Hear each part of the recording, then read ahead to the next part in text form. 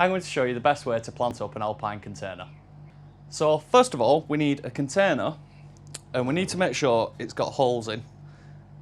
This is just to make sure basically the water drains away because alpines like it really well draining. So we're going to get a piece of crock and just place it over the hole to stop all the soil backfilling that hole and silting up over winter. And then we need a low nutrient compost, which is John Innes number 2. It's very well draining, low in nutrients. And we're also going to mix some alpine grit in with it because, as I say, they love it well draining. That's going to be about a 50-50 mix. So for every handful of the compost I put in, I'll put a handful of gravel in.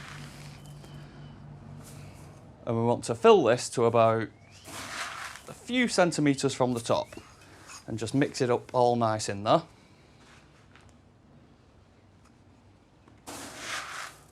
Now, I've chosen these alpines to use, but really there are hundreds available.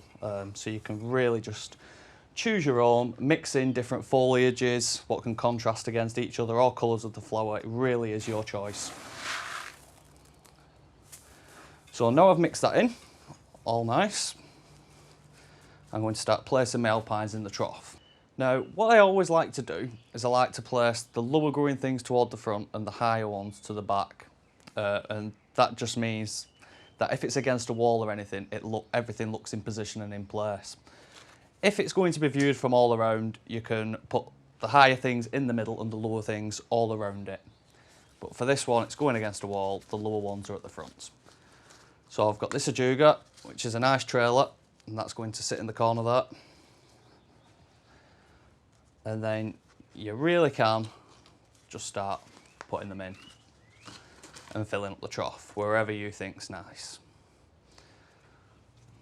And of course, if something's in the wrong position, it's really easy if you don't backfill it until the end just to move it around.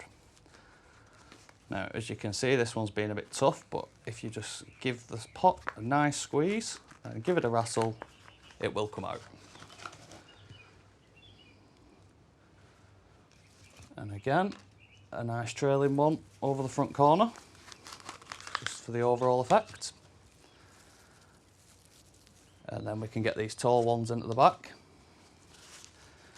Now, you will need to keep this well watered throughout the summer because, yes, they do like it well draining, but they like to be watered as well. And as it drains so well, you will need to keep on top of making sure it doesn't dry out. You can just scatter these last two in.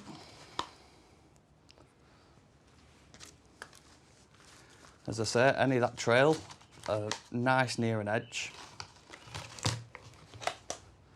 And then they can just trail over the edge of the planter.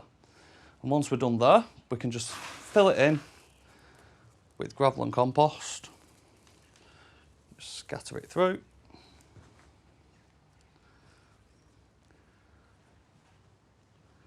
And then when you get to the end, you can actually, just the last centimetre, use gravel on its own. And that just puts a nice finish on top. And it also stops the plant being in contact with all the water when you water it, and sitting on there stops it from rotting. And then once you're done, you just place it in a nice sunny position where the plants are going to be really happy and let it fill out. And it really is nice and simple as long as you do it properly.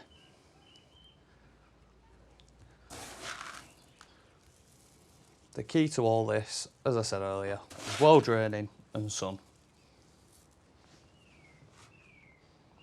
And if you give your alpine container a good watering now and place it into a sunny position, it should be fine there for the rest of the summer.